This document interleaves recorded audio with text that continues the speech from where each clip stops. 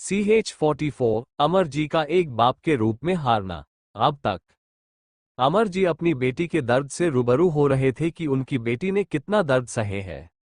अब आगे अमर जी श्री को मार खा देख के तड़प रहे थे, तभी अमर जी देखते हैं कि निशा फिर खुद को चोट पहुंचाती है और पार्थ को फोन करके बोलती है ये कहके कि श्री ने उसको किडनैप किया है। वही कुछ समय बाद पार्थ और देव वहां आते हैं। पार्थ आते ही श्री को एक जोरदार थप्पड़ भी मारता है और जब श्री कहती है कि भाई मैंने कुछ नहीं किया है, पर पार्थ उसकी बात पर विश्वास नहीं करता है और श्री से कहता है कि वे उसकी बहन नहीं है, उसकी सिर्फ एक बहन है, वे है निशा, ना कि वे उसकी बहन है, वे उनके लिए मर गई है। जिसे श्री गुस्सा में निशा पर गन तान देती है, पर उसके चलने से पहले है पार्थ और वेद उस पर गन चला देते हैं। तो वही श्री को गोली लगते ही अमर जी जोर से चीख पड़े, प्रिंसेस। इसी के साथ वे उठ के बैठ गए और जोर जोर से सांस अलने लगे। अमर जी श्री के पास से बाहर आ गए थे और अब भी उनके आंखों के सामने श्री के मौत का मंजर चल रहा था। वे अपनी करती हुई आवाज में बोले, ये नहीं हो सकता, मेरी बेटी को कुछ नहीं हुआ है। कि तभी उनके कानों में पुजारी जी की आवाज सुनाई दी। पुजारी जी, आपने जो देखा वे सब बिल्कुल सत्य है। आपकी बेटी को महादेव ने जीने का दूसरा मौका दिया है कि महादेव आपने भक्त के साथ कभी भी अन्याय नहीं करते हैं और आपकी बेटी तो महादेव की सच्ची भक्त है, तो महादेव अपनी सच्ची भक्त के साथ अन्याय कैसे होने देते। जो परिवार का प्यार आपकी बेटी को उस जन्म में नहीं मिला, वे प्यार इस जन्म में महादेव ने उसका 2 गुना प्यार जन्म में मिले रहा है और उनकी सच्ची मोहब्बत भी इस जन्म में मिलेगा। वही पुजारी जी की बात सुनकर अमर जी उनके आगे हाथ जोड़कर रोते हुए बोले, क्या कभी भी मेरी बच्ची मुझे माफ करेगी और क्या कभी मैं उसको अपने सीने से लगा पाऊंगा। मैं जानता हूं कि मैं एक बाप के रूप में हार गया। मैं हार गया अपनी बच्ची की परवरिश करने में, मैं हार गया अपनी बच्ची की नज़र, ना एक अच्छा बाप बन पाया, ना उसका रक्षा कर पाया। मैंने खुद ही अपनी बेटी को मौत का कारण बन गया। अगर मैंने अपनी बेटी पर भरोसा किया होता तो ना मेरी बेटी को दर्द सहना पड़ता, ना उसकी मौत होती। ये बोल के बिलक बिकल के रोने लगे। Loudly crying, loudly crying, loudly crying, loudly crying, loudly crying, loudly crying, loudly crying. उनकी बात पर पुजारी जी उनकी तरफ देख बोले, हम ये तो नहीं जानते कि वे आपको माफ करेगी या नहीं, पर इतना अवश्य कहेंगे कि प्रायश्चित सबसे बड़ी तप है। प्रायश्चित करने से तो भगवान भी माफ कर देता है, तो अब के प्रायश्चित से शायद आपकी बेटी भी आपको कभी माफ कर दे। पर यह इतना भी आसान नहीं होगा। आपका प्रायश्चित का फल इतनी आसानी से नहीं मिलेगा और उसने समय भी लगेगा।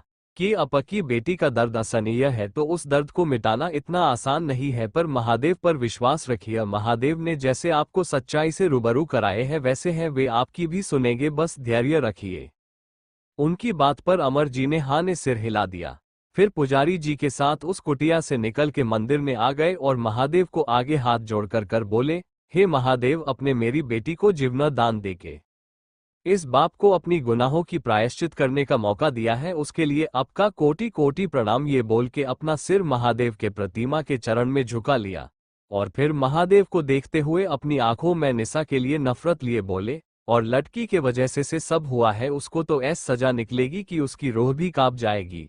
और मुझे ये भी पता है कि मेरी बेटी अपना बदला लेके रहेगी, इसलिए मैं कुछ नहीं करूँगा, जो करेगी मेरी बेटी करेगी। मैं सब उसके पीछे खड़ा रहूंगा और उसके बदले को पूरा होते हुए देखना। फिर अपनी आंखों में नमी लिए बोले, और मुझे ये भी पता है कि वे सजा तो मुझे भी देगा। फिर एक मुस्कान के साथ बोले, अब तो मैं उसकी सजा को भी हंस के गले लगा लूंगा, अब चाहे मेरी बेटी मुझे मौत की सजा की ना दे दे। ये बोल के महादेव के आगे अपना सिर झुकाया है, फिर पुजारी जी को प्रणाम करके मंदिर से निकल गए।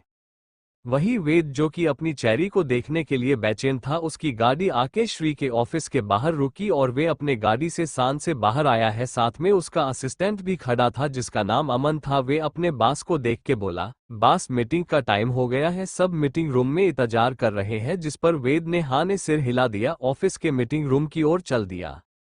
वही जैसे जैसे वेद के कदम मीटिंग रूम की तरफ बढ़ रहे थे वैसे ही उसकी दिल की धड़कन भी बढ़ रही थी कि आज एक हफ्ते बाद जो अपनी चेरी को देखेगा।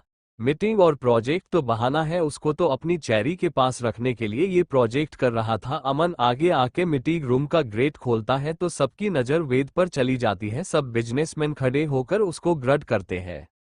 वही श्री अपनी चेयर पर बैठी रही, पर उसकी नजर भी वेद पर थी, वही वेद की नजर भी श्री पर थी। श्री को खुद को देखता पाकर उसके होठों मुस्कुराहट आ गई, पर उसने जल्दी ही छुपा लिया और अपने एरोगेट औजार में चलते हुए आके श्री के बगल वाली चेयर पर बैठ गया। वही श्री ने वेद से अपनी नजर हटा लिया और मीटिंग चालू करने को बोल दिया। फिर सभी बिजनेसमैन अपना अपना प्रेजेंटेशन दिया और आखिरी में वेद के असिस्टेंट ने प्रेजेंटेशन दिया। वही ये प्रोजेक्ट वेद के को मिला और डिलीट साइन हुआ। वही श्री तो वेद के साथ काम करना तो नहीं चाहती थी, पर वे पर्सनल और प्रोफेशनल लाइफ अलग रखती थी और उसको वेद का प्रेजेंटेशन काफी पसंद आया था और फिर मीटिंग खत्म करके अपने केबिन में चली गई। उसने एक बार भी वेद को नहीं देखा। ये देख के वेद अपने मन में बोला, चेरी आपने ठीक नहीं किया, आप हमें ऐसे इग्नोर नहीं कर सकती है, इसकी तो पनिशमेंट तो मिलेगी। ये बोल उनके फेस पर डेविस मुस्कान आ गई। स्टोरी अच्छी लगी हो तो लाइक शेयर कमेंट फॉलो करें। आज के लिए बस इतना ही, मिलते हैं नेक्स्ट एपिसोड में, तब तक के लिए सभी को राधे राधे। ये क्रेडिट ऑथर त्रिपाठी को जाता है, चीन का लिंक नीचे डिस्क्रिप्शन में दिया गया। फोल्डेड हैंड्स, हर हर महादेव, फोल्डेड हैंड्स।